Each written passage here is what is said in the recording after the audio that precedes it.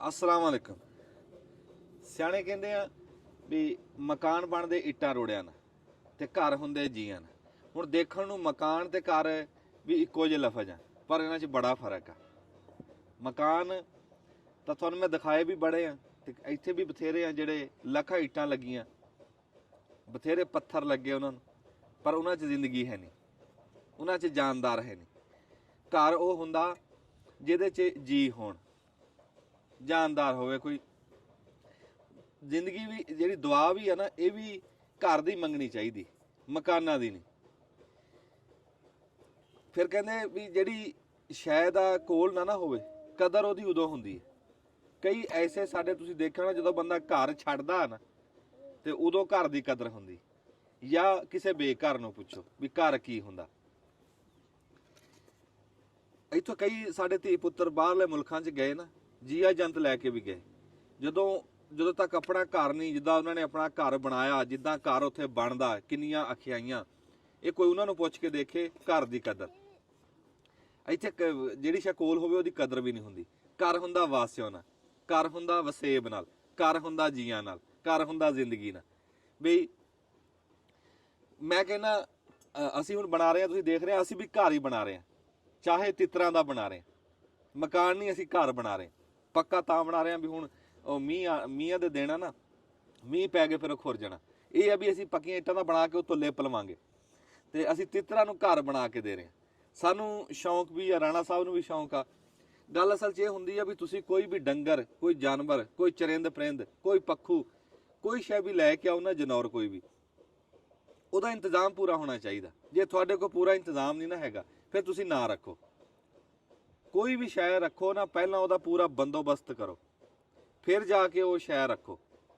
ਤੇ ਮੈਂ ਇੱਟਾਂ ਫੜਾਉਂਦਾ ਰਹਿਣਾ, ਰਾਣਾ ਤੁਸੀਂ ਬੈਠੋ, ਤੁਸੀਂ ਕਰੋ, ਮੈਂ ਤੁਹਾਨੂੰ ਇੱਟਾਂ ਫੜਾਉਣਾ। ਚਲੋ ਕੁਝ ਗੱਲ ਕਰਨਾ। ਹਾਂਜੀ, ਤੇ ਉਹ ਹੁਣ ਅਸੀਂ ਖੁੱਡਾ ਬਣਾਉਣ ਲੱਗੇ ਹਾਂ ਨਿੱਕਾ ਜਿਹਾ। ਕਿਉਂ, ਜਿਹੜੇ ਹੁੰਦੇ ਨਾ ਤਿੱਤਰ, ਇਹਨਾਂ ਨੂੰ ਕੱਚੀ ਮਿੱਟੀ ਹੋਵੇ, ਥੋੜਾ ਜਿਹਾ ਹਨੇਰਾ ਹੋਵੇ, ਤਾਂ ਫਿਰ ਇਹ ਆਂਡੇ ਵੀ ਦਿੰਦੇ, ਬੱਚੇ ਵੀ ਕੱਢਦੇ ਆ। ਤੇ ਅਸੀਂ ਉੱਦਾਂ ਕਰਕੇ ਇਹਨਾਂ ਨੂੰ ਪੂਰਾ ਬਣਾਵਾਂਗੇ, ਇਹਨਾਂ ਵਾਸਤੇ ਮਾਹੌਲ ਜਿਹੜਾ ਇਹਨਾਂ ਨੂੰ ਚਾਹੀਦਾ। ਇੱਦਾਂ ਹੀ ਅਸੀਂ ਖਰਗੋਸ਼ਾਂ ਵਾਸਤੇ ਬਣਾਵਾਂਗੇ, ਇੱਦਾਂ ਹੀ ਅਸੀਂ ਕਬੂਤਰਾਂ ਵਾਸਤੇ। ਹੌਲੀ ਹੌਲੀ ਅਸੀਂ ਇਹ ਕੰਮ ਸ਼ੁਰੂ ਕੀਤਾ ਵੀ ਇੱਕ ਤਾਂ ਰੌਣਕ ਆ, ਤੇ ਕਿਸੇ ਟਾਈਮ ਬੰਦਾ ਇਕੱਲਾ ਵੀ ਹੋਵੇ, ਕਿਸੇ ਟਾਈਮ ਬੰਦਾ ਕਿਸੇ ਖੁੱਡੇ ਕੋ ਬਹਿ ਜਾਂਦਾ, ਕਦੀ ਕਿਸੇ ਖੁੱਡੇ ਕੋ, ਫਿਰ ਉਹ ਇਹਨਾਂ ਨਾਲ ਯਾਰੀ ਲੱਗ ਜਾਂਦੀ ਹੈ।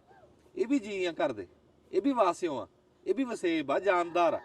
ਇਹਨਾਂ ਨਾਲ ਵੀ ਜੇ ਬੰਦਾ ਰਚ ਮਿਚ ਕੇ ਰਵੇ ਨਾ, ਤੇ ਇਹ ਇਦਾਂ ਹੀ ਹੁੰਦਾ ਜਿਵੇਂ ਘਰ ਦੇ ਜੀ। ਯਾਰ ਇੱਥੇ ਸਾਡੇ ਭਜਾਣ ਵਾਲਾ ਢੱਗਾ ਰੱਖਿਆ ਇੱਕ ਜ਼ਿਮੀਂਦਾਰ ਨੇ, ਤੇ ਉਹ ਢੱਗਾ ਪੂਰਾ ਹੋ ਗਿਆ। ਲੈ ਤੂੰ ਯਕੀਨ ਰੱਬ ਤੇ ਕਰੀ, ਇਦਾਂ ਉੱਥੇ ਦੁਨੀਆ ਟੁੱਕੀ, ਇਦਾਂ ਲੋਕ ਮਕਾਨ ਦੇਣ ਵਾਸਤੇ, ਤੇ ਇਦਾਂ ਉੱਥੇ ਵਹਿਣ ਹੋਣ ਵੀ ਜਿੱਦਾਂ ਕੋਈ ਬੰਦਾ ਮਰ ਗਿਆ। ਬੰਦੇ ਜਿੰਨਾ ਦੁੱਖ ਸੀ, ਉਹ ਸ਼ੌਂਕ ਨਾਲ ਰੱਖਿਆ ਸੀ ਢੱਗਾ ਭਜਾਣ ਵਾਲਾ। ਤੇ ਰੱਬ ਸਾਰਿਆਂ ਦੇ ਸ਼ੌਂਕ ਸਲਾਮਤ ਰੱਖੇ। ਪਰ ਅਸੀਂ ਇਹ ਵੀ ਅਸੀਂ ਇਹ ਕੋਈ ਨਹੀਂ ਹੈ ਵੀ ਕੋਈ ਵੇਚਣ ਬੂਚਣ ਵਾਸਤੇ ਜਾਂ ਕੋਈ ਲੜਾਉਣ ਵਾਸਤੇ ਜਾਂ ਕੋਈ ਇਦਾਂ ਦਾ ਹਿਸਾਬ ਨਹੀਂ। ਅਸੀਂ ਤਾਂ ਰੱਖੇ ਜਾਨਵਰ ਆਪਣੇ ਰੌਣਕ ਵਾਸਤੇ, ਵੀ ਸ਼ੌਂਕ ਵਾਸਤੇ। ਸਾਡੇ ਕੋਲ ਇੱਥੇ ਪ੍ਰਾਹੁਣੇ ਵੀ ਆਉਂਦੇ, ਚੜ੍ਹਦੇ ਪੰਜਾਬ 'ਚੋਂ, ਬਾਹਰਲੇ ਮੁਲਕਾਂ 'ਚੋਂ ਆਉਂਦੇ, ਉਹਨਾਂ ਨੂੰ ਵੀ ਅਸੀਂ ਦਿਖਾਇਆ ਕਰਾਂਗੇ ਵੀ ਅਸੀਂ ਆਹ ਚਿੜੀਆਂ ਤੋਤੇ ਰੱਖੇ, ਵੀ ਉਹ ਚੰਗਾ ਲੱਗਦਾ, ਉਹਨਾਂ ਨੂੰ ਵੀ ਚੰਗਾ ਲੱਗਦਾ, ਸਾਨੂੰ ਵੀ ਚੰਗਾ ਲੱਗਦਾ। ਹੁਣ ਜਿਵੇਂ ਇਦਾਂ ਗੱਲਾਂ ਕਰੀ ਗਿਆ ਤੇ ਸਾਡਾ ਕੰਮ ਨਹੀਂ ਹੋਣਾ। ਹੁਣ ਹੌਲੀ ਹੌਲੀ ਅਸੀਂ ਵਿੱਚ ਖੁੱਡਾ ਵੀ ਬਣਾਈ ਜਾਵਾਂਗੇ, ਨਾਲੇ ਤੁਹਾਡੇ ਨਾਲ ਗੱਲਬਾਤ ਕਰੀ ਜਾਵਾਂਗੇ।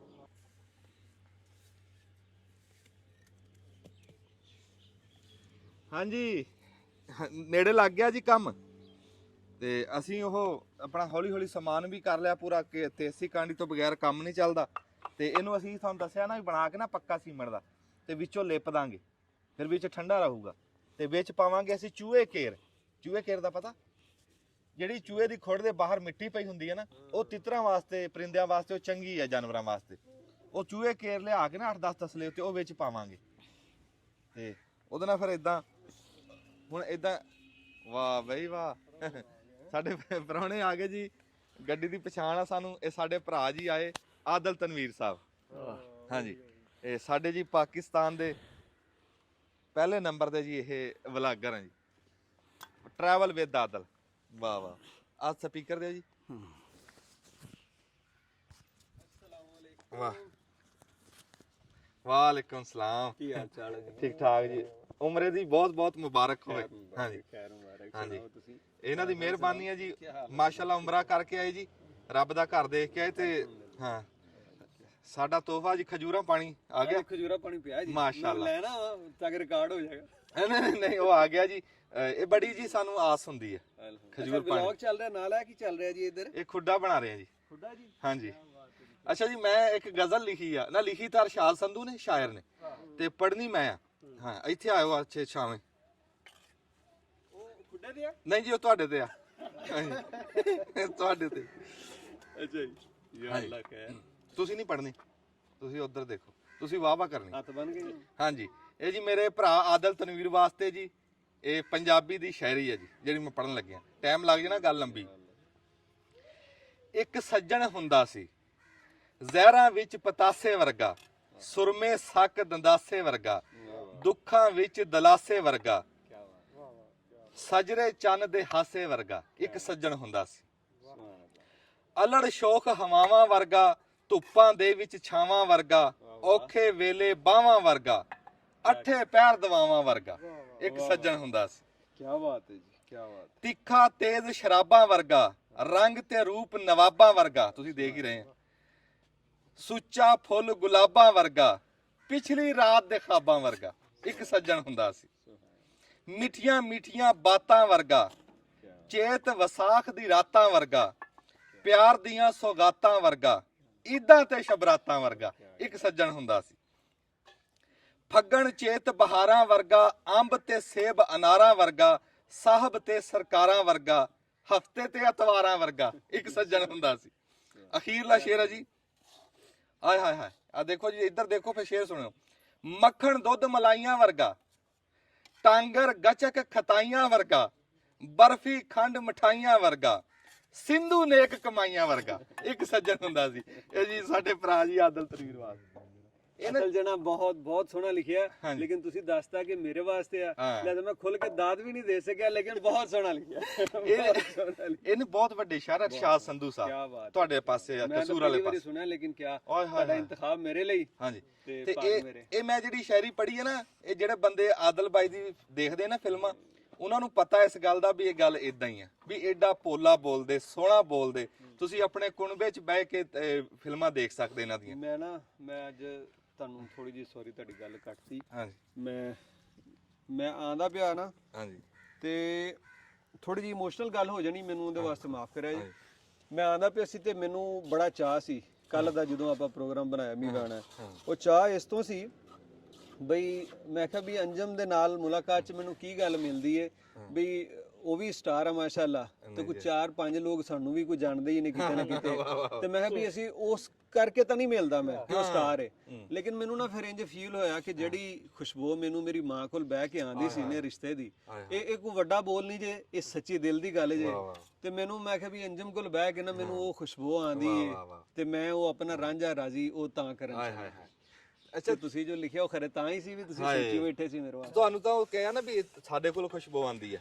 ਤੁਸੀਂ ਯਕੀਨ ਕਰਿਓ, ਜਦੋਂ ਵੀ ਤੁਸੀਂ ਮੇਰੇ ਕੋਲ ਹੋ ਕੇ ਜਾਂਦੇ ਆ ਨਾ, ਮੈਨੂੰ ਪਰਦੇਸੀਆਂ ਦੇ ਨਾ ਮੈਸੇਜ ਲਿਖ ਕੇ ਆਂਦੇ, ਬੋਲ ਕੇ ਆਂਦੇ WhatsApp ਦੇ ਉੱਤੇ। ਉਹ ਕਹਿੰਦੇ ਵੀ ਜਦੋਂ ਅਸੀਂ ਆਦਲ ਦੀ ਦੇਖਦੇ ਆ ਨਾ, ਵੀਡੀਓ ਦੇਖਦੇ ਆ, ਤੇ ਉਹ ਸਾਨੂੰ ਉਹ ਆਂਦੀ ਹੈ ਜਿਹੜੀ ਗੱਲ ਸਾਡੇ ਨਾਲ ਦੱਸਿਆ ਨਾ, ਉਹ ਕਹਿੰਦੇ ਵੀ ਇਦਾਂ ਹੀ ਅਸੀਂ ਆਪਣੇ ਮਾਂ ਪਿਓ ਕੋ ਬੈਠੇ ਆ, ਕਿਉਂ ਗੱਲਾਂ ਇਹਨਾਂ ਦੀਆਂ ਇਦਾਂ ਦੀਆਂ ਹੁੰਦੀਆਂ। ਫਿਰ ਇਹਨਾਂ ਨੇ ਦੁਨੀਆ ਦਿਖਾਈ। ਹੁਣ ਫਿਰ ਮਾਸ਼ਾਅੱਲਾ ਚੱਲਿਆ ਸੀ, ਉਹ ਪੁੱਛਦੇ ਆ ਬਹਿ ਕੇ ਸਾਰੀ ਤਫਸੀਲ ਨਾਲ। ਬਲਕਿ ਇਹ ਵੀ ਦੱਸ ਵੀ ਮੈਂ ਜਾਣਾ ਕੋਈ ਨਹੀਂ ਸੀ। ਅੱਛਾ, ਹਾਂ, ਕੱਲ ਕੀ ਸ਼ਡਿਊਲ ਕੀ ਸੀ? ਹਾਂ, ਆ ਦੇਖੋ ਜੀ, ਰਾਣਾ ਸਾਹਿਬ ਨਾਲ ਮੁਲਾਕਾਤ ਲਿਖੀ ਹੋਈ ਸੀ ਆਦਲ ਬਾਈ ਦੀ। ਉਹ ਕਿੱਦਾਂ ਕਰਕੇ ਪ੍ਰੋਗਰਾਮ ਬਦਲਿਆ? ਕਿਉਂਕਿ ਮੇਰਾ ਤਾਂ ਇਰਾਦਾ ਸੀ ਦੰਦਾਂ ਵਾਲੇ ਡਾਕਟਰ ਕੋਲ ਜਾਣ ਦਾ, ਤੇ ਕੱਲ ਮੈਂ ਕਿਹਾ ਵੀ ਸੀ ਵੀ ਮੈਂ ਕੋਈ ਨਹੀਂ ਆਣਾ, ਮੈਂ ਸਵੇਰੇ ਨਾ ਦੰਦਾਂ ਵਾਲੇ ਡਾਕਟਰ ਕੋਲ ਜਾਣਾ। ਤੇ ਇਹਨਾਂ ਨੇ ਰਾਤੀ ਫਿਰ ਜਦੋਂ ਮੈਨੂੰ 10 ਵਜੇ ਮੈਸੇਜ ਕੀਤਾ ਨਾ, ਕਹਿੰਦੇ ਵੀ ਸਵੇਰ ਆਦਲ ਤਨਵੀਰ ਨੇ ਆਣਾ। ਤੇ ਫਿਰ ਮੈਂ ਕਿਹਾ ਅੱਛਾ, ਜਿਹੜਾ ਮੈਂ ਕੱਲ ਨੂੰ ਚੱਲਦਾ। ਇਹ ਪਹਿਲੇ ਥੋੜੀ ਦੇਰ ਪਹਿਲੇ ਮੇਰੀ ਛੋਟੀ ਹਮਸ਼ੀਰਾ ਦੀ ਸ਼ਾਦੀ ਹੋਈ ਸੀ, ਤੇ ਮਾਸ਼ਾਅੱਲਾ ਅੰਜਮ ਭਾਈ ਤੇ ਆਏ ਸਾਰੇ। ਤੇ ਸਾਡਾ ਜ਼ਰਾ ਕੋਈ ਤਰੀਕਾਕਾਰ ਐਸਾ ਹੈ ਕਿ ਅਸੀਂ ਜਿਹੜਾ ਫੈਮਿਲੀ ਵਲੌਗਿੰਗ ਹੈ ਨਾ, ਉਹਦੇ ਤੋਂ ਜ਼ਰਾ ਭੱਜੀਦਾ। ਅਸੀਂ ਫਿਰ ਇਸ ਤਰ੍ਹਾਂ ਦੇ ਇਵੈਂਟ ਨੂੰ ਨਾ ਕਦੀ ਰਿਕਾਰਡ ਨਹੀਂ ਕੀਤਾ, ਲੇਕਿਨ ਉਹ ਮੈਨੂੰ ਚਾਹ ਬੜਾ ਹੋਇਆ, ਤੇ ਮੇਰਾ ਮਾਨ ਤੇ ਮੇਰੀ ਜਿਹੜੀ ਪੱਗ ਹੈ ਨਾ, ਉਹ ਮੇਰੇ ਇਲਾਕੇ 'ਚ ਬੜੀ ਉੱਚੀ ਹੋ ਗਈ। ਲੋਕ ਕਹਿੰਦੇ ਵੀ ਅੰਜਮ ਆਇਆ, ਅੰਜਮ ਕਿਵੇਂ ਆਇਆ? ਤੇ ਮੈਂ ਉਹਨਾਂ ਨੂੰ ਜਦੋਂ ਦੱਸਿਆ ਤੇ ਬੜਾ ਖੁਸ਼ ਹੋਏ, ਤੇ ਮੇਰੀ ਭਾਈ ਜੀ ਇੱਜ਼ਤ ਹੋਰ ਵਧੀ। ਨਹੀਂ, ਅਸੀਂ ਜੀ ਆਪਣੇ ਘਰੇ ਗਏ ਸੀਗੇ, ਤੇ ਜਿਹੜੀ ਗੱਲ ਤੁਸੀਂ ਕੀਤੀ ਨਾ ਵਲੌਗਿੰਗ ਦੀ, ਰੱਬ ਮੇਰਾ ਜਾਣਦਾ ਜੀ, ਅਸੀਂ ਵਲੌਗਿੰਗ ਸਿੱਖੀ ਨਾ ਤੋਂ ਆ, ਅਸੀਂ ਬੋਲਣਾ ਇਹਨਾਂ ਤੋਂ ਸਿੱਖਿਆ। ਕਿੱਦਾਂ ਵੀ ਸ਼ੁਰੂ ਦੇ ਵਿੱਚ ਨਾ ਮੈਂ ਨਿੱਕੀਆਂ ਫਿਲਮਾਂ ਬਣਾਉਂਦਾ ਸੀ, ਤੇ ਜਦੋਂ ਆਦਲ ਭਾਈ ਨੇ ਆ ਕੇ ਤੇ ਮੋਢੇ ਤੇ ਥਾਪੜਾ ਮਾਰਿਆ ਤੇ ਇਹਨਾਂ ਦੀਆਂ ਵੀਡੀਓ ਦੇ ਵਿੱਚੋਂ ਜਦੋਂ ਅੱਜ ਜਿੱਥੇ ਅਸੀਂ ਖੜੇ ਆ ਇਹਨਾਂ ਦੀ ਵਜ੍ਹਾ ਤੋਂ, ਕਿਉਂ ਇਹਨਾਂ ਨੇ ਸਾਨੂੰ ਦੱਸਿਆ ਵੀ ਗੱਲ ਚੰਗੀ ਕਰਨੀ, ਸਾਫ਼ ਸੁਥਰੀ ਕਰਨੀ, ਸੋਹਣੀ ਗੱਲ ਕਰਨੀ, ਤੇ ਸਾਡੇ ਉਸਤਾਦ ਆ ਪਹਿਲੇ ਉਸਤਾਦ ਜਦੋਂ ਅਸੀਂ ਫਿਲਮ ਬਣਾਉਣੀ ਸ਼ੁਰੂ ਕੀਤੀ, ਤੇ ਰੱਬ ਦੀ ਜ਼ਾਤ ਇਹਨਾਂ ਨੂੰ ਕਾਮਯਾਬ ਕਰੇ। ਤੇ ਆ ਸਾਡਾ ਖੁੱਡਾ ਰਾਣਾ ਸਾਹਿਬ, ਖੁੱਡੇ ਦੇ ਤੁਸੀਂ ਦੱਸੋ ਤੇ ਮੈਂ ਅਸੀਂ ਪਰੌਣਿਆਂ ਨੂੰ ਬਿਠਾਈਏ, ਹਾਂ ਤੁਸੀਂ ਵੀ ਇਹਨੂੰ ਚਾਹ ਪਾਣੀ ਪਿਲਾਉਂਦੇ ਆ। ਤੇ ਇਹ ਕੁੱਡਾ ਜੀ ਅਸੀਂ ਬਣਾ ਰਹੇ ਆ ਆਪਣੇ ਤਿੱਤਰਾਂ ਲਈ। ਉਹ 2 ਤਿੱਤਰ ਜਿਹੜੇ ਆ ਨਾ ਇਹ ਹੈ ਆ, ਤੇ ਇਹ ਕੁੱਡਾ ਸਾਡਾ ਨਾ ਕੋਈ 5 ਫੁੱਟ ਲੰਬਾ ਵਾ ਤੇ ਚੌੜਾ ਅੰਦਰੋਂ ਇਹ ਨਾ ਕੋਈ 2 ਫੁੱਟ ਅੰਦਰੋਂ ਹਾਂ। ਤੇ ਇਹਦੇ ਚ ਰੱਖੀ ਆ ਹਵਾ ਲਈ ਤੇ ਰੋਸ਼ਨੀ ਲਈ, ਆ ਵੀ ਦਿਖਾਓ। ਤੇ ਇੱਕ ਆ ਛੋਟੀ ਜਿਹੜੀ ਹੈ ਨਾ ਵੈਂਟੀਲੇਸ਼ਨ ਤੱਕ ਜਿਹੜੀ ਹੈ ਨਾ, ਆਹ ਛੋਟੀ ਜਿਹੜੀ ਹੈ ਨਾ ਇਹ ਇਸ ਪਾਸੇ ਰੱਖਾਂਗੇ। ਪਹਿਲੇ ਤਾਂ ਸ਼ੁਰੂ ਅਸੀਂ ਆਪ ਹੀ ਕੀਤਾ ਸੀ, ਬਾਅਦ ਵਿੱਚ ਫਿਰ ਆਦਲ ਸਾਹਿਬ ਦਾ ਪਤਾ ਲੱਗਿਆ ਇਹ ਆਣਾ, ਤੇ ਫਿਰ ਅਸੀਂ ਬੰਦੇ ਨੂੰ ਸੱਦ ਲਿਆ ਸੀ ਕਿ ਵੀ ਫਿਰ ਅਸੀਂ ਉੱਥੇ ਬੈਠਾਂਗੇ ਕਿ ਅਸੀਂ ਜਿਹੜੇ ਇੱਟਾਂ ਜੋੜਾਂਗੇ। ਤੇ ਇਹ ਜੀ ਸਾਨੂੰ ਸ਼ੌਂਕ ਆ ਜੀ ਹਾਂ ਵੀ ਇੱਥੇ ਨਾ ਹੁਣ ਕਹਿ ਲਓ ਵੀ ਰੱਬ ਨੇ ਘੋੜੀ ਵੀ ਦਿੱਤੀ ਆ, ਤਾਂ ਅਸੀਂ ਕਬੂਤਰ ਵੀ ਰੱਖੇ, ਖਰਗੋਸ਼ ਵੀ ਰੱਖਿਆ, ਮੁਰਗੀਆਂ ਦੇਖ ਰਹੇ, ਤੇ ਇਹ ਰੌਣਕ ਜੀ ਬਣ ਜਾਂਦੀ, ਜੀ ਲੱਗਾ ਰਹਿੰਦਾ। ਇਹਨਾਂ ਦਾ ਛੋਟਾ ਜਿਹਾ ਕੋਈ ਚਿੜੀਆ ਘਰ ਹੋਣਾ ਚਾਹੀਦਾ ਮੈਂ, ਜਿੱਥੇ ਸਾਰੇ ਇਕੱਠੇ ਹੋਣ ਨਾ ਜੀ ਆਪਦੇ ਪਿੰਜਰੇ 'ਚ, ਕੋਈ ਐਵੇਂ ਦੀ ਕੋਈ ਤਰਤੀਬ ਬਣਾਓ। ਸਾਨੂੰ ਜਿੱਥੇ ਥਾਂ ਲੱਭ ਰਹੀ ਆ ਨਾ ਅਸੀਂ ਖੁੱਡਾ ਠੋਕੀ ਆ ਰਹੇ ਅਸੀਂ ਕਬਜ਼ਾ ਕਰੀਦਾ। ਹਾਂ ਚਲੋ, ਤੇ ਇਹ ਅਸੀਂ ਹੁਣ ਪਿੰਜਰਾ ਚਿੜੀਆ ਘਰ ਹੀ ਬਣ ਜਾਣਾ। ਹਾਂ ਬਲਕਿ 2 ਖੁੱਡੇ ਅੱਜ ਬਣ ਜਾਣੇ ਆ। ਤੁਸੀਂ ਇੰਗਲੈਂਡ ਤੋਂ ਆਣਾ ਨਾ ਹੁਣ, ਤੁਸੀਂ ਮੇਰੀ ਇੱਕ ਸਲਾਹ ਹੈ ਕਿ ਜਿੰਨੇ ਛਈਆਂ ਹੈਗੀਆਂ ਨੇ ਨਾ, ਜਿਨ੍ਹਾਂ ਦਾ ਹੋਵੇ ਤੁਹਾਡੇ ਕੋਲ ਮੁਮਕਿਨ ਹੋਵੇ, ਤੇ ਉਹ ਇਹਨਾਂ ਦੇ ਨਾਂ ਰੱਖੋ। ਅੱਛਾ ਜੀ, ਇਹ ਵੀ ਇੱਕ ਜਾਨਦਾਰ ਹੈ ਨਾ, ਜਿਵੇਂ ਸਾਡੇ ਨਾਂ ਨੇ, ਐਵੇਂ ਅਗਰ ਤੁਹਾਡੇ ਕੋਲ 2 ਤਿੱਤਰ ਨੇ ਜਾਂ 3 ਨੇ, ਜਿੰਨੇ ਵੀ ਨੇ, ਉਹਨਾਂ ਦਾ ਹੋ ਸਕੇ ਤੇ ਕੋਈ ਨਾਂ ਰੱਖੋ। ਆ ਗੱਲ ਇਹ ਗੱਲ ਬੜੀ ਚੰਗੀ ਲੱਗਦੀ ਜੇ ਤੁਸੀਂ ਜਾਨਵਰ ਪਾਲਦੇ ਨਾ ਸ਼ੌਕ ਨਾਲ, ਪੁੱਛ ਕੇ ਵੀ ਇਹ ਫਲਾਣੇ ਦਾ ਕੀ ਹਾਲ ਹੈ, ਕਿੱਥੇ ਆ, ਉਹ ਬੜਾ ਸੋਹਣਾ ਲੱਗਦਾ। ਹਾਂ ਨਹੀਂ ਉਹ ਫਰਜ਼ ਹੁੰਦੇ ਆ ਨਾ ਜਿਹੜਾ ਵਾ ਹਾਂ ਫਰਦਾ ਜੀ। ਇਹ ਜੀ ਅਸੀਂ ਘੋੜੀ ਦਾ ਰੱਖਿਆ ਹੈ ਰੋਹੀ ਨਾਂ। ਰੋਹੀ ਆਹਾ ਹਾਂ, ਕੀ ਬਾਤ ਹੈ। ਹਾਂਜੀ, ਤੇ ਭਜਾਉਂਦੇ ਵੀ ਉਹ ਜਾਂ ਟੁਰਦੇ ਨਹੀਂ ਅੱਗੇ 2 ਦੌੜਾਂ ਜਿੱਤੀ ਆ, ਮੈਂ ਦੱਸਾਂ ਆਪਣਾ ਸੱਚ ਗੱਲ ਦੱਸੀ ਨਹੀਂ ਕਦੀ ਮੈਂ। ਇਹ ਘੋੜੀ ਜੀ ਇਹ ਮੂੰਹ ਦੇ ਵਿੱਚੋਂ ਹੁਣ 4 ਹੋ ਗਈ ਆ, ਤੇ ਇਹ ਦੌੜਦੀ ਰਹੀ ਆ ਦੇਸੀ ਘੋੜਿਆਂ ਦੀ ਰੇਸ ਵਿੱਚ, ਘੋੜੀਆਂ ਦੀ ਰੇਸ, ਤੇ 2 ਦੌੜਾਂ ਜਿੱਤੀ ਆ ਨਾਮੀਨੇਟ ਘੋੜੀ, ਤੇ ਇਹ ਰੱਬ ਨੇ ਚਾਹਿਆ ਹੁਣ ਇਹ ਫਲ ਗਈ। ਮਾਸ਼ਾਅੱਲਾ, ਕੀ ਬਾਤ। ਹੁਣ ਇਹਨੂੰ ਫਿਰ ਅਸੀਂ ਰੇਸਾਂ ਰੂਸਾਂ ਤੋਂ ਹਟਾ ਲਿਆ, ਸਹੀ ਹੁਣ ਗਾਂ ਵਾਧਾ ਵਧਾ ਦੇਵੇ ਰੱਬ ਵਧਾਵੇ ਇਹਨੂੰ। ਆਮੀਨ ਹਾਂਜੀ। ਅੱਲਾ ਸੁਣਾ। ਤੇ ਹੁਣ ਕਿਤੇ ਬੈਠਾਂਗੇ ਹੈ, ਤੇ ਇਦਾਂ ਦਾ ਪਿੰਡਾਂ ਦਾ ਰੁੱਖ ਕਰਿਆ ਕਰੋ, ਪਿੰਡਾਂ 'ਚ ਆਇਆ ਕਰੋ। ਪਿੰਡਾਂ 'ਚ ਬੰਦੇ ਨੂੰ ਸਿੱਖਣ ਨੂੰ ਬਹੁਤ ਕੁਝ ਮਿਲਦਾ, ਗੱਲਾਂ ਐਸੀਆਂ ਸੋਚਣ ਨੂੰ, ਰੱਬ ਦੀ ਕੁਦਰਤ ਵੇਖਣ ਨੂੰ ਲੱਭਦੀ। ਸ਼ਹਿਰਾਂ 'ਚ ਤਾਂ ਨਾ ਤੁਸੀਂ ਜਿੱਦਾਂ ਨੂੰ ਤੁਹਾਡਾ ਧਿਆਨ ਦੂਰ ਜਾਂਦਾ ਹੀ ਨਹੀਂ, ਇਹ ਐਸੀ ਥਾਂ ਵੀ ਜਿੱਥੇ ਨਿਗਾਹ ਵੀ ਦੂਰ ਤੱਕ ਜਾਂਦੀ। ਫਿਰ ਇੱਕ ਸਿਆਣਾ ਦੱਸਦਾ ਸੀ ਵੀ ਇਹਦੇ 'ਚ ਹਰਿਆਲੀ ਦੇਖੋ ਨਾ, ਵੀ ਤੁਹਾਡੀ ਨਿਗਾਹ ਨੂੰ ਫਾਇਦਾ, ਤੁਹਾਡੇ ਦਿਮਾਗ ਨੂੰ ਫਾਇਦਾ, ਤੁਸੀਂ ਸਕੂਨ 'ਚ ਚਲੇ ਜਾਂਦੇ। ਕਈ ਇਵਨ ਕਿ ਜਿਹੜੀਆਂ ਹੁੰਦੀਆਂ ਨੇ ਨਾ ਯੋਗਾ ਦੀਆਂ ਕਲਾਸਾਂ, ਹਾਂ ਉਹਦੇ 'ਚ ਉਹ ਅੱਖਾਂ ਬੰਦ ਕਰਾ ਕੇ ਨਾ ਸ਼ਹਿਰ 'ਚ ਬੈਠਿਆਂ ਨੂੰ ਇਮੇਜਿਨੇਸ਼ਨ ਕਰਾਉਂਦੇ ਵੀ ਸਬਜ਼ਾ ਵੇਖੋ, ਤੁਹਾਡੇ ਅੱਗੇ ਸਬਜ਼ਾ ਹੈ, ਤੁਹਾਡੇ ਅੱਗੇ ਹਰਿਆਲੀ ਹੈ, ਹਰਿਆਲੀ ਸੋਚ ਲੈ ਜਾਂਦਾ, ਸੋਚ ਲੈ ਜਾਂਦੇ ਆ। ਤੇ ਇਦਾਂ ਦਾ ਮਾਹੌਲ ਜੀ, ਫਿਰ ਸੋਹਣੇ ਸੋਹਣੇ ਲੋਕ ਬੈਠੇ ਆ, ਸੋਹਣੀਆਂ ਸੋਹਣੀਆਂ ਗੱਲਾਂ ਹੋ ਰਹੀਆਂ, ਗੱਲਾਂ ਵਿੱਚੋਂ ਕੰਮ ਦੀਆਂ ਗੱਲਾਂ ਲੱਭਦੀਆਂ। ਜਦੋਂ ਬੰਦਾ ਕਹਦੇ ਹੁਣ ਆਦਲ ਸਾਹਿਬ ਵਰਗੇ ਤਜਰਬਾਕਾਰ ਬੰਦੇ ਆ, ਇਹ ਕੈਮਰੇ ਦੇ ਅੱਗੇ ਖਬਰੇ ਕਦੋਂ ਦੇ ਆ ਰਹੇ ਆ, ਤੇ ਇਹਨਾਂ ਕੋਲੋਂ ਸਾਨੂੰ ਸਿੱਖਣ ਨੂੰ ਬੜਾ ਕੁਝ ਮਿਲ ਰਿਹਾ। ਇਹ ਸਾਡੇ ਕੋਲੋਂ ਪਿੰਡ ਦੀਆਂ ਗੱਲਾਂ ਪੁੱਛ ਰਹੇ ਆ, ਤੇ ਅਸੀਂ ਇਹਨਾਂ ਕੋਲੋਂ ਫਿਰ ਗਾਂ ਇਦਾਂ ਕਰਕੇ ਚਲੋ ਮੈਂ ਗੱਲ ਪੁੱਛ ਹੀ ਲਵਾਂ। ਸੱਚ ਮੈਂ ਨਾ ਸੁਣਦਾ ਰਹਿੰਦਾ, ਬੰਦੇ ਕਹਿੰਦੇ ਨੇ ਯਾਰ ਆ ਸਰਦੀ ਛੇਤੀ ਖਤਮ ਹੋ ਗਈ ਤੇ ਕਣਕਾਂ ਨੂੰ ਨੁਕਸਾਨ ਹੈ, ਉਹ ਦੱਸਦੇ ਵੀ ਨੇ ਵੀ ਸਿੱਟਾ ਜਿਹੜਾ ਉਹ ਬਰੀਕ ਰਹਿ ਜਾਏਗਾ, ਤੇ ਗਰਮੀ ਪੈ ਗਈ। ਤੇ ਇਹ ਮੈਨੂੰ ਦੱਸੋ ਵੀ ਆ ਜਿਹੜੀ ਹੁਣ ਸੀਜ਼ਨ, ਮਤਲਬ ਅੱਜ ਤਾਂ ਥੋੜੀ ਜਿਹੀ ਠੰਡ ਹੈ, ਲੇਕਿਨ ਗਰਮੀ ਪੈ ਰਹੀ ਹੈ, ਤੇ ਉਹਦੇ ਨਾਲ ਕਿਆ ਫਸਲਾਂ ਨੂੰ ਨੁਕਸਾਨ ਹੋ ਜਾਏਗਾ, ਤਿਆਰ ਕੀ ਝਾੜ ਘੱਟ ਹੋਏਗਾ ਜਾਂ ਕੀ ਹੋਏਗਾ? ਆਦਲ ਸਾਹਿਬ ਨਾ ਹੋ ਖਬਰੇ ਕਿਸੇ ਨੂੰ ਮੇਰੀ ਗੱਲ ਕਿਵੇਂ ਲੱਗੇ, ਕਿਵੇਂ ਇਹ ਨਾ ਜੀ ਦੁਨੀਆਦਾਰੀ 'ਚ ਇਹ ਕਹਿੰਦੇ ਆ ਵੀ ਜਿਹੜੀ ਕਣਕ ਨੂੰ ਠੰਡ ਸੋਨਾ ਹੁੰਦੀ ਹੈ, ਜਿੰਨਾ ਕੱਕਰ ਪਵੇ ਓਨੀ ਕਣਕ ਬਣਦੀ, ਜਿੰਨੀ ਠੰਡ ਪਵੇ ਓਨੀ ਬਣਦੀ ਹੈ। ਐਤਕੀ ਕਹਿ ਲਓ ਵੀ ਸਾਡੇ ਕਰਤੂਤਾਂ ਦੀ ਵਜ੍ਹਾ ਤੋਂ ਸਿਆਲਾ ਸਾਨੂੰ ਬਾਈਪਾਸ ਕਰ ਗਿਆ, ਤੇ ਗਰਮੀ ਛੇਤੀ ਆ ਗਈ। ਇਹ ਸਾਡੀ ਆਪਣੀਆਂ ਕੀਤੀਆਂ ਅੱਗੀਆਂ ਹੀ ਆ, ਹੋਰ ਕੁਦਰਤ ਦਾ ਨਿਜ਼ਾਮ ਉਹੀ ਹੈ ਜਿਹੜਾ ਸ਼ੁਰੂ ਤੋਂ ਹੈਗਾ, ਅਸੀਂ ਇਹਨੂੰ ਵਿਗਾੜਨਾ, ਅਸੀਂ ਬਣਾਉਣਾ। ਪਰ ਫਿਰ ਵੀ ਮੈਂ ਇੱਕ ਗੱਲ ਕਹੂੰਗਾ ਕਿ ਇਹ ਰਿਜ਼ਕ ਉਹ ਸੋਨੇ ਦੇ ਹਵਾਲੇ, ਦਾਣਾ ਪਾਣਾ ਉਹਦਾ ਕੰਮ ਆ, ਵੀ ਇਹ ਸਾਡਾ ਕੰਮ ਆ ਪਾਣੀ ਲੈਣਾ ਤੇ ਇਹਦਾ ਖਿਆਲ ਕਰਨਾ। ਤੇ ਹੁਣ ਇਦਾਂ ਵੀ ਦੇਖਿਆ, ਮੈਂ ਤੁਹਾਨੂੰ ਗੱਲ ਸੁਣਾ ਦਿੰਦਾ, ਬਹੁਤੀ ਪੁਰਾਣੀ ਗੱਲ ਵੀ ਨਹੀਂ, ਰਾਣਾ ਸਾਹਿਬ ਨੂੰ ਯਾਦ ਹੋਣੀ ਵੀ ਕਣਕਾਂ ਪੱਕੀਆਂ ਖੜੀਆਂ ਸੀ ਐਨ ਸੋਨੇ ਤਰ੍ਹਾਂ, ਹਰ ਪਾਸੇ ਨਿਗਾਹ, ਸੁਨਹਿਰੀ ਖੇਤ ਬਣੇ ਸੀ। ਉੱਤੋਂ ਮੀਂਹ ਆ ਗਏ, ਝਾਂਜਾ ਚੱਲਿਆ, ਐਂ ਕਣਕਾਂ ਡੇਗੀਆਂ, ਬੰਦੇ ਕਹਿਣ ਮਰ ਗਏ ਬਈ ਕੀ ਬਣੂਗਾ। ਝਾਂਜਾ ਯਾਨੀ ਕਿ ਹਵਾ ਜਾਂ ਗੜੇ? ਹਨੇਰੀ ਦੇ ਵਿੱਚ ਮੀਂਹ ਆਵੇ ਨਾ ਝਾਂਜਾ, ਤੇ ਉਹਨੂੰ ਝਾਂਜਾ ਸਾਦੇ। ਹਾਂਜੀ ਜੁਮੇਸ਼ਾ ਉਹ ਝਾਂਜਾ ਚੱਲਿਆ ਨਾ, ਕਣਕਾਂ ਡੇਗੀਆਂ, ਬੰਦੇ ਸਿਰ ਫੜ ਕੇ ਬਹਿ ਗਏ ਵੀ ਐਤਕੀ ਕੀ ਬਣੂਗਾ, ਸਾਰੇ ਭੁੱਖੇ ਮਰਨਗੇ ਤੇ ਕਣਕ ਮਹਿੰਗੀ ਹੋ ਜੂ, ਆ ਹੋ ਜੂ, ਉਹ ਹੋ ਜੂ। ਲੈ ਯਕੀਨ ਰੱਬ ਤੇ ਕਰੋ, ਜਿਹੜਾ ਝਾੜ ਉਸ ਸਾਲ ਨਿਕਲਿਆ ਕਿਆ ਕਦੀ ਨਿਕਲਿਆ ਵੀ ਨਹੀਂ। ਕੀ ਬਾਤ। ਬਸ ਕੁਛ ਮਗਾਲਤੇ ਸਾਨੂੰ ਹੈ ਆ, ਉਹ ਨਹੀਂ ਹੋਣੇ ਚਾਹੀਦੇ। ਉਹ ਜਿਹੜੇ ਕੰਮ ਰੱਬ ਸੋਹਣੇ ਦੇ ਕਰਨ ਦੇ ਆ ਨਾ, ਉਹਦੇ ਹੀ ਹਵਾਲੇ ਰੱਖੋ, ਉਹਦੇ ਜ਼ਿੰਮੇ ਨਾ ਚਾਹੋ। ਅਸੀਂ ਉੱਥੇ ਕੀ ਰਹੀਏ ਜਿੰਨਾ ਕਿ ਸਾਡਾ ਜ਼ਿੰਮਾ। ਉਹ ਗੱਲ ਥੋੜੀ ਜਿਹੀ ਰੈਲੇਵੈਂਸ ਜੀ ਹੈਗੀ ਏ। ਹਾਂ, ਉਹ ਜਿਵੇਂ ਕਿਸੇ ਨਸ਼ਾ ਕਰਨ ਵਾਲੇ ਨੂੰ ਕਿਸੇ ਪੁੱਛਿਆ ਵੀ ਪੁੜੀ ਚਾਹੀਦੀ ਕਿ ਰੋਟੀ, ਤੇ ਉਹਨੇ ਕਿਹਾ ਪੁੜੀ ਦੇ ਦੇ। ਉਹਨੇ ਕਿਹਾ ਵੀ ਯਾਰ ਤੂੰ ਰੋਟੀ ਮੰਗਿਆ, ਉਹਨੇ ਕਿਹਾ ਰੋਟੀ ਜਿੰਦਾ ਕੰਮ ਉਹ ਦੇ ਦੇਗਾ, ਤੂੰ ਮੈਨੂੰ ਪੁੜੀ ਦੇ। ਵਾਹ ਵਾਹ ਹਾਂਜੀ, ਕੀ ਬਾਤ। ਅੱਛਾ, ਤੇ ਇੱਕ ਨਾ ਆਦਲ ਸਾਹਿਬ ਇੰਨੀ ਗੱਲ ਜ਼ਰੂਰ ਕਰਾਂਗੇ, ਬਲਕਿ ਤੁਸੀਂ ਤਾਂ ਲਿਖੇ ਪੜ੍ਹੇ ਬੰਦੇ ਆ, ਰਾਣਾ ਸਾਹਿਬ ਵੀ ਬੈਠੇ, ਬਈ ਜਿਹੜੀ ਮੌਸਮੀ ਤਬਦੀਲੀ ਆ ਨਾ, ਇਹ ਬਹੁਤ ਖਤਰਨਾਕ ਆ। ਇਹਨੂੰ ਅਸੀਂ ਸਮਝ ਕੁਛ ਨਹੀਂ ਰਹੇ ਤੇ ਇਹ ਸਾਨੂੰ ਭੁਗਤਣੀ ਪੈਣੀ ਆ, ਤੇ ਇਹਦਾ ਕੋਈ ਬੰਦੋਬਸਤ ਨਾ ਸਾਡੀ ਕੋਈ ਸਰਕਾਰ ਕਰ ਰਹੀ, ਨਾ ਸਾਡੇ ਮੁਲਕ 'ਚ ਹੋ ਰਿਹਾ। ਇਹ ਜਿਹੜੀਆਂ ਮੌਸਮੀ ਤਬਦੀਲੀਆਂ ਨਾ, ਇਹ ਸਾਡੀ ਵਜ੍ਹਾ ਤੋਂ ਆ ਰਹੀਆਂ। ਅੱਛਾ, ਉਹਦੇ 'ਚ ਨਾ ਹਾਂਜੀ, ਵੱਡੇ ਵੱਡੇ ਜਿਹੜੇ ਕੰਮ ਨੇ ਨਾ, ਉਹ ਬੰਦਾ ਕੁਛ ਨਹੀਂ ਕਰ ਸਕਦਾ, ਫੈਕਟਰੀਆਂ ਦੇ ਧੂਏ ਇਹ ਉਹ, ਲੇਕਿਨ ਇੱਕ ਕੰਮ ਬੰਦਾ ਕਰ ਸਕਦਾ। ਆ ਜਿਹੜੀ ਪਲਾਸਟਿਕ ਦੀ ਬੋਤਲ ਨਹੀਂ ਹੁੰਦੀ ਪਾਣੀ ਦੀ, ਹਾਂ, ਇਹ ਵੀ ਖਾਲੀ ਹੋ ਕੇ ਮਾਹੌਲੀਆਤੀ ਆਲੂਦਗੀ ਬਣਾ ਰਹੀ ਹੈ। ਹਾਏ ਹਾਏ ਹਾਏ। ਤੇ ਅਗਰ ਜਿਹੜਾ ਬੰਦਾ ਕਰ ਸਕਦਾ ਨਾ, ਤੇ ਇੱਕ ਕੋਈ ਬੋਤਲ ਲੋਹੇ ਦੀ, ਪਲਾਸਟਿਕ ਦੀ ਕੋਈ ਇੱਕ ਰੱਖੇ, ਉਹਨੂੰ ਘਰੋਂ ਕੂਲਰ ਤੋਂ ਭਰ ਕੇ ਇਸਤੇਮਾਲ ਕੀਤੀ ਜਾਵੇ।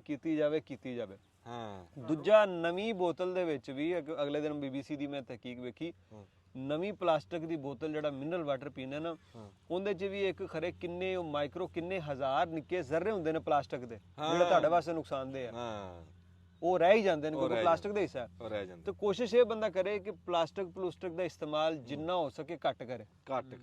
ਹੋਰ ਬਾਕੀ ਜਿਹਨੂੰ ਜੋ ਸਮਝੇ ਉਹ ਮੌਸਮ ਦੇ ਹਵਾਲੇ ਨਾਲ ਕਰੇ ਉਹਨਾਂ। ਨਹੀਂ, ਇਹ ਜਿਹੜੀ ਤੁਸੀਂ ਗੱਲ ਕਰੀ ਹੈ ਨਾ, ਇਹ ਨਿੱਕੀਆਂ ਨਿੱਕੀਆਂ ਗੱਲਾਂ ਰਲ ਕੇ ਹੀ ਵੱਡਾ ਤਬਦੀਲੀ ਆਣੀ ਹੈ। ਅੱਜ ਜਿਵੇਂ ਇੱਕ ਗੱਲ ਇਹਨਾਂ ਨੇ ਕੀਤੀ ਆ, ਜਿਵੇਂ ਆ ਛਾਪਰ ਥਾਂ ਦੇ ਉੱਤੇ ਥੈਲੇ ਬਣਾਓ, ਪਹਿਲੇ ਜਿਵੇਂ ਹੁੰਦੇ ਸੀ ਥੈਲੇ ਸੌਦੇ ਲਿਆਓ, ਸੌਦੇ ਲਿਆਓ।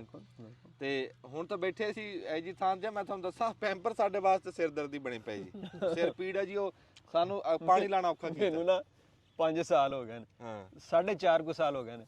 ਮੈਂ ਅਗਲੇ ਦਿਨ ਘਰ ਖੇਡਦਾ ਸੀ, ਮੈਂ 4.5 ਸਾਲ ਹੋ ਗਏ ਨੇ, ਮੈਂ ਪੈਂਪਰ ਲਿਆਈ ਜਾ ਰਿਹਾ। ਉਹਨੇ ਕਿਹਾ ਵੀ ਹੁਣ ਰੂਟੀਨ ਬਣ ਗਈ, ਹੁਣ ਪੈਂਪਰਾਂ ਤੋਂ ਬਗੈਰ ਆ ਜਾਂਦੇ ਨਾ ਪਾਣੀ ਚ ਨਹਿਰ। ਹਾਂ, ਅੱਛਾ ਉਧਰ ਦੀ ਗੱਲ ਕਰ ਰਹੇ ਨੇ, ਇਹ ਵੀ ਗੱਲ ਹੈ। ਸਿਰਫ ਨਾ 3-4 ਸ਼ੈਵਾਂ ਜਿਹੜੀਆਂ ਵਾ ਨਾ, ਅਗਰ ਉਹ ਬਦਲ ਲਈਏ ਨਾ ਅਸੀਂ, ਜਿਸ ਤਰ੍ਹਾਂ ਤੁਸੀਂ ਬੋਤਲ ਦੀ ਗੱਲ ਕੀਤੀ ਆ ਕਿ ਥਰਮਸ ਵਗੈਰਾ ਜਾਂ ਕੋਈ ਉਹ ਪੱਕਾ ਭਾਂਡਾ ਲੈ ਲਿਆ ਜਾਏ, ਤੇ ਦੁੱਧ ਵਾਲੇ ਲਈ ਅਸੀਂ ਆਪਣਾ ਇੱਕ ਦੁੱਧ ਵਾਲਾ, ਦੁੱਧ ਤੇ ਦਹੀਂ ਲਈ ਆਪਣਾ ਬਰਤਨ ਲਿਜਾਣਾ ਸ਼ੁਰੂ ਕਰ ਦਈਏ ਹੈ। ਤੇ ਸਬਜ਼ੀ ਲਈ ਇੱਕ ਜਿਹੜਾ ਨਾ ਝੋਲਾ ਜਿਹੜਾ ਵਾ ਨਾ ਕੱਪੜੇ ਵਾਲਾ, ਉਹ ਯਾਨੀ ਕਿ ਅਸੀਂ ਸਿਰਫ ਇੱਕ ਸਾਨੂੰ ਝੋਲਾ ਚਾਹੀਦਾ ਤੇ ਇੱਕ ਡੋਲ ਚਾਹੀਦਾ ਹੈ, ਤੇ ਇੱਕ ਸਾਨੂੰ ਬੋਤਲ ਚਾਹੀਦੀ। ਅਗਰ ਅਸੀਂ ਇਹ 3 ਚੀਜ਼ਾਂ ਕਰ ਲਈਏ ਨਾ, ਤੇ ਅੱਧੀ ਪੋਲੂਸ਼ਨ ਜਿਹੜੀ ਆ ਤੇ ਸੀਵਰੇਜ ਦੇ ਅੱਧੇ ਮਸਲੇ ਜਿਹੜੇ ਆ ਨਾ ਹੱਲ ਹੋ ਜਾਣੇ। ਕਿਉਂਕਿ ਇਹ ਸਾਰੇ ਛਾਪਰ ਜਿਹੜੇ ਆ ਨਾ, ਉਹ ਜਾਂਦੇ ਆ ਤੇ ਡਰੇਨੇਜ ਨੂੰ ਨਾ ਜਿਹੜਾ ਵਾ ਨਾ ਉਹ ਮੈਂ ਬੰਦ ਕਰਦੇ ਆ। ਗੱਲ ਸਮਝਿਆ ਕਿ ਆਲੂਦਗੀ ਸਿਰਫ ਇਹ ਗੰਦ ਦੀ ਤਾਂ ਨਹੀਂ ਨਾ ਹੈਗੀ। ਵੇਖੋ ਜੀ, ਉਹ ਵੇਖਣ ਤੋਂ ਵੀ ਆਲੂਦਗੀ ਹੈ ਨਾ ਸੀਨ। ਇਹ ਹੁਣ ਸੀਨ ਜਿਹੜੇ ਆ ਬੰਦੇ ਵੇਖ ਰਹੇ ਨੇ, ਯਕੀਨ ਕਰੋ ਕਈਆਂ ਬੰਦਿਆਂ ਨੂੰ ਨਾ ਇਹ ਸਿਰਫ ਇਸ ਤੋਂ ਵੇਖ ਰਿਹਾ ਹੁੰਦੇ ਆ ਜਿਹੜਾ ਸਬਜ਼ਾ ਨਜ਼ਰ ਆ ਰਿਹਾ। ਤੇ ਇਹ ਅਗਰ ਇਹ ਤੇ ਛਾਪਰ ਜਾਂ ਇੰਜ ਦੀਆਂ ਚੀਜ਼ਾਂ ਪੈ ਹੋਣ ਤੇ ਇਹਦਾ ਵੀ ਕਿੱਥੇ ਰਵੇ। ਉਹ ਚੱਲਦਾ ਪਾਣੀ ਤੇ ਸਬਜ਼ਾ ਸਭ ਤੋਂ ਜ਼ਿਆਦਾ ਨਜ਼ਰ ਲਈ ਨਾ ਜਿਹੜਾ ਵਾ ਇਹ ਬਿਹਤਰ ਆ। ਪਰ ਫਿਰ ਤਾਂ ਹੁਣ ਨਵੀਂ ਰਿਸਰਚ ਜਿਹੜੀ ਆ ਨਾ, ਉਹਦੇ 'ਚ ਇਹ ਆ ਕਿ ਜਿਹੜਾ ਬੰਦਾ ਬੰਦ ਕਮਰੇ 'ਚ ਆ ਨਾ, ਉਹ ਡਿਪਰੈਸ਼ਨ ਦਾ ਸ਼ਿਕਾਰ ਜ਼ਿਆਦਾ ਹੋਏਗਾ। ਜਿਹਨੂੰ ਥੋੜਾ ਜਿਹਾ ਰੋਸ਼ਨੀ, ਔਰ ਜਿਸ ਬੰਦੇ ਨੂੰ ਅਸਮਾਨ ਨਜ਼ਰ ਆਉਂਦਾ ਨਾ, ਉਹਦੇ ਬਹੁਤ ਘੱਟ ਚਾਂਸ ਆ ਕਿ ਉਹ ਡਿਪਰੈਸ਼ਨ 'ਚ ਜਾਵੇ। ਅੱਛਾ, ਹਾਂ।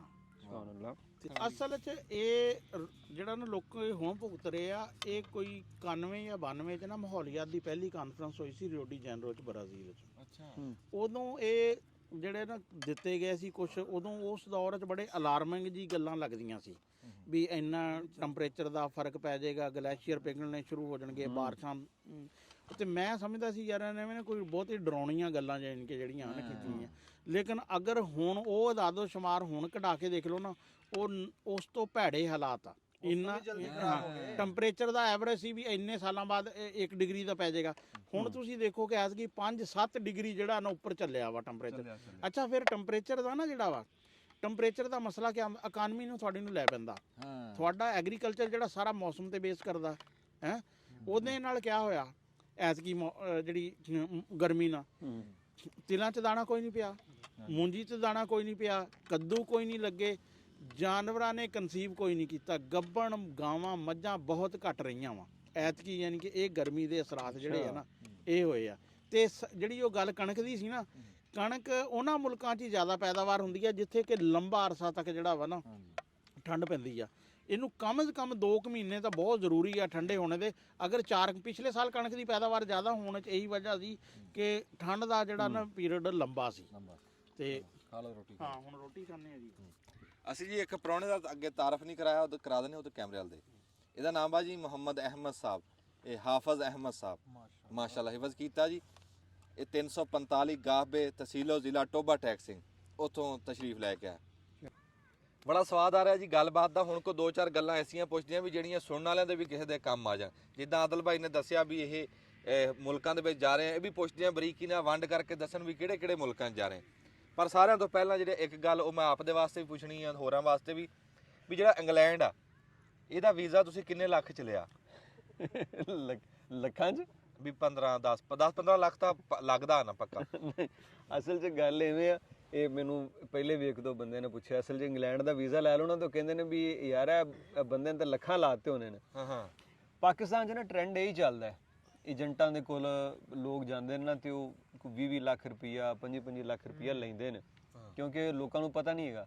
ਮੇਰੇ ਵੀਜ਼ੇ ਦੀ ਸਿਰਫ ਜੈਨੂਇਨ ਜਿਹੜੀ ਫੀਸ ਹੁੰਦੀ ਹੈ ਨਾ ਉਹ ਤਕਰੀਬਨ ਕੋਈ 48,000 ਰੁਪਈਆ 'ਚ। ਉਹ ਜਿਹੜੀ ਮੈਂ UK ਅੰਬੈਸੀ ਨੂੰ ਦਿੱਤੀ ਤੇ ਉਹਨਾਂ ਨੇ ਉਹਦੇ 'ਚ ਵੀਜ਼ਾ ਲੱਗਿਆ। ਲੇਕਿਨ ਇਹਦੇ 'ਚ ਮੇਰੇ ਕੁਝ ਦੋਸਤ ਨੇ, ਉਹਨਾਂ ਦੀ ਟਰੈਵਲ ਕੰਪਨੀ, ਉਹਨਾਂ ਮੇਰਾ ਬੜੀ ਹੈਲਪ ਕੀਤੀ ਤੇ ਉਹ ਸਾਰੇ ਤਰੀਕੇਕਾਰ ਨਾਲ ਉਹ ਕੋਈ ਬੰਦਾ ਚਾਹਵੇ ਥੋੜੀ ਜੀ ਜ਼ੇਨ ਰੱਖਦਾ ਹੋਵੇ, ਪੜ੍ਹਿਆ ਲਿਖਿਆ ਹੋਵੇ, ਟੈਕਨੀਕ ਸਮਝਦਾ ਹੋਵੇ ਤਾਂ ਖੁਦ ਵੀ ਕਰ ਸਕਦਾ ਹੈ। ਇਹ ਲੱਖਾਂ ਲੁੱਖਾਂ ਲਈ ਗੱਲ ਸਿਰਫ ਇਹ ਆ ਵੀ ਆਵਾਮ ਨੂੰ ਉਹਦਾ ਪਤਾ ਨਹੀਂ ਦਾ। ਵਰਨਾ ਨਾ ਤਾਂ UK ਅੰਬੈਸੀ 'ਚ ਕੋਈ ਪੈਸਾ ਚੱਲਦਾ ਹੈ, ਨਾ ਇਹਨਾਂ ਏਜੰਟਾਂ ਨੇ। ਜਿੰਨੇ 15 ਲੱਖ ਲੈ ਕੇ ਵੀਜ਼ਾ ਲਾਇਆ ਉਹਨੇ ਵੀ ਉਸੇ ਤਰੀਕੇ ਨਾਲ ਹੀ ਐਪਲੀਕੇਸ਼ਨ ਭੇਜੀ ਹੈ ਤੇ ਉੱਥੇ ਹੀ ਭੇਜੀ ਹੈ। ਜਿਹਨੇ 50,000 'ਚ ਵੀਜ਼ਾ ਲਿਆ ਉਹਨੇ ਵੀ ਉਵੇਂ ਹੀ ਐਪਲੀਕੇਸ਼ਨ ਉੱਥੇ ਹੀ ਫਿਲ ਕਰਕੇ ਉਵੇਂ ਹੀ ਭੇਜੀ ਹੈ। ਫਰਕ ਸਿਰਫ ਇਹ ਹੈ ਕਿ ਆਵਾਮ ਨੂੰ ਪਤਾ ਨਹੀਂ ਤੇ 14.5 ਲੱਖ ਉਹ ਨਾ ਪਤਾ ਹੁੰਦਾ ਦੇ ਰਹੇ ਨੇ ਭਾਈ। ਇਹ ਤਾਂ ਮੈਂ ਤਾਂ ਡਰਿਆ ਹੈ, ਮੈਂ ਦਰਖਾਸਤ ਨਹੀਂ ਦੇਈ, ਮੈਂ ਵੀ ਨਾਲ ਪੈਸੇ ਦੇਣੇ ਪੈਣੇ। ਨਹੀਂ ਇਹ ਸਿਰਫ ਤੁਸੀਂ 50,000 ਤੋਂ ਵੀ ਇਹ ਤਾਂ ਥੋੜਾ ਦੱਸ। ਹਾਂ ਲੇਕਿਨ ਮੈਂ ਇੱਕ ਗੱਲ ਦੱਸਦਾ, ਬੰਦੇ ਸੁਣ ਰਹੇ ਨੇ, ਇਹਦੇ ਵਾਸਤੇ ਪ੍ਰੋਪਰ ਤੁਹਾਡੇ ਅਕਾਊਂਟ 'ਚ ਬੈਲੈਂਸ ਹੋਣਾ ਚਾਹੀਦਾ ਹੈ। ਯਾਨੀ ਉਹ ਇਸ ਤੋਂ ਜ਼ਰੂਰੀ ਹੈ ਪਹਿਲੇ ਤਾਂ ਤੁਹਾਨੂੰ ਵੇਖਣ ਦੇ ਵੀ ਇਹ ਬੰਦਾ ਕਰਦਾ ਕੀ ਹੈ, ਇਹਦੇ ਮਹੀਨੇ ਦੇ ਕਿੰਨੇ ਪੈਸੇ ਆਉਂਦੇ ਨੇ, ਜੁੜਦੇ ਕਿੰਨਾ ਨੇ, ਤੇ ਇਹਨੇ UK ਜਾਣਾ ਹੈ ਤੇ UK ਜਾਣ 'ਚ ਇਹਨੂੰ ਕੋਈ ਰੁਪਈਆ ਇਹਦਾ ਕੋਈ 2500-3000 ਪਾਉਂਡ ਲੱਗ ਵੀ ਜਾਣਾ ਤੇ ਉਹ ਪੈਸੇ ਖਰਚਣ ਦੀ ਇਹਦੀ ਹਸੀਅਤ ਹੈ ਜਾਂ ਇਹ ਬੰਦੇ ਦੀ ਇੰਨੀ ਇਨਕਮ ਹੈ, ਉਹ ਤੁਸੀਂ ਆਪਣੀ ਜਿਹੜੀ ਬੈਂਕ ਸਟੇਟਮੈਂਟ ਹੈ ਨਾ ਉਹ ਸਾਰੀਆਂ ਗੱਲਾਂ ਉਹਦੇ 'ਚ ਪ੍ਰੂਫ ਕਰਨੀਆਂ ਨੇ। ਅਗਰ ਉਹ ਸਾਰੀ ਗੱਲ ਜੈਨੂਇਨ ਲੱਗੇ ਤੇ ਫਿਰ UK ਦਾ ਵੀਜ਼ਾ ਲੱਗਦਾ। ਤੇ ਜੋ ਵੇਖਣ ਨਾ ਵੀ ਇਹਨੇ ਪੈਸੇ ਕਿਤੋਂ ਫੜ ਕੇ 30 ਲੱਖ ਰੁਪਈਆ ਅਕਾਊਂਟ 'ਚ ਪਾ ਕੇ ਤੇ ਅਪਲਾਈ ਕਰਤਾ, ਫਿਰ ਉਹ ਵੀਜ਼ਾ ਨਹੀਂ ਲਾਉਂਦੇ।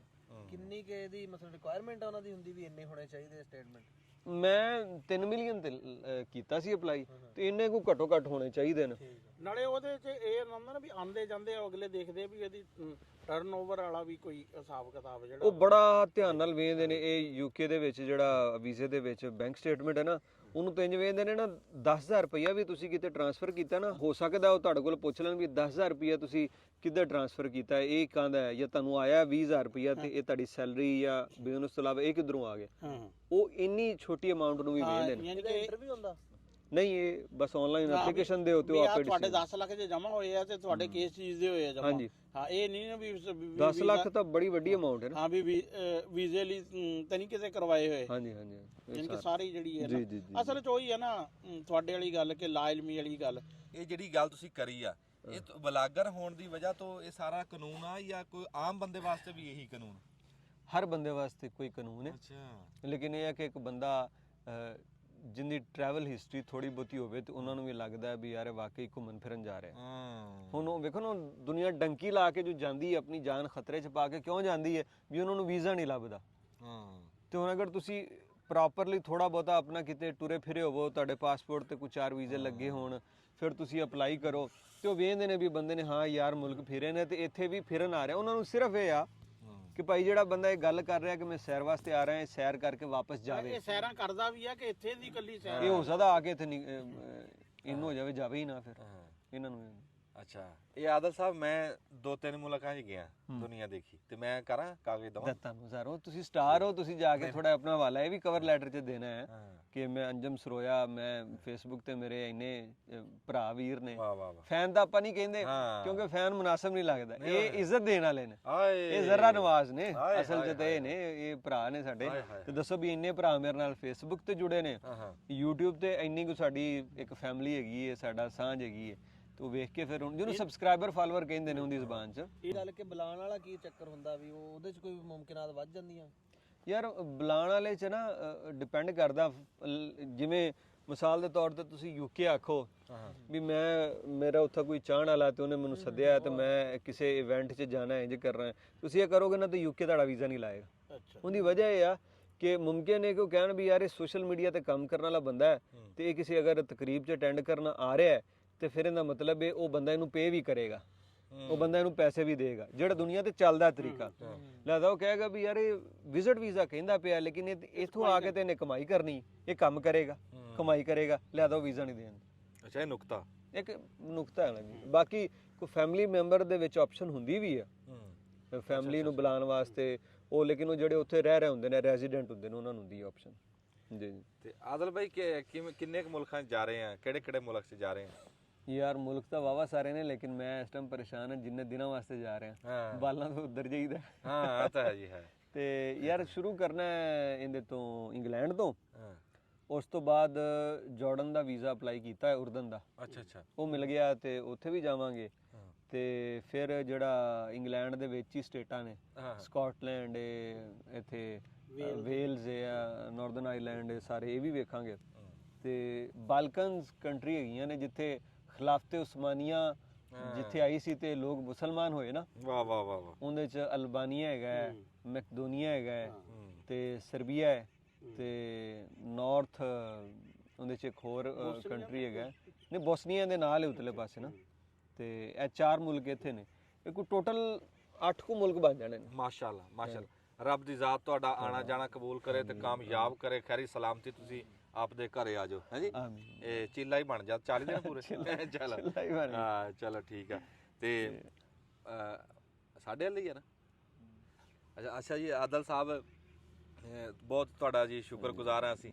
ਤੇ ਬਲਕਿ ਅਸੀਂ ਉਹ ਖੁੱਡੇ ਦੀ ਛੱਤ ਦਿਖਾਣੀ, ਉੱਥੇ ਜਾ ਕੇ ਆਪਾਂ ਸ਼ੁਕਰੀਆ ਅਦਾ ਕਰਾਂਗੇ। ਚਲੋ ਸ਼ੁਕਰੀਆ। ਉੱਤੇ ਲੋ ਜੀ, ਖੁੱਡਾ ਸਾਡਾ ਨਾ ਤਕਰੀਬਨ ਨੇੜੇ ਲੱਗ ਚੱਲਿਆ ਵਾ, ਸੂਰਜ ਵੀ ਡੁੱਬਣ ਦੇ ਨੇੜੇ ਆ ਤੇ ਖੁੱਡਾ ਵੀ ਸਾਡਾ ਜਿਹੜਾ ਵਾ ਨਾ ਇਹ ਨੇੜੇ ਆ।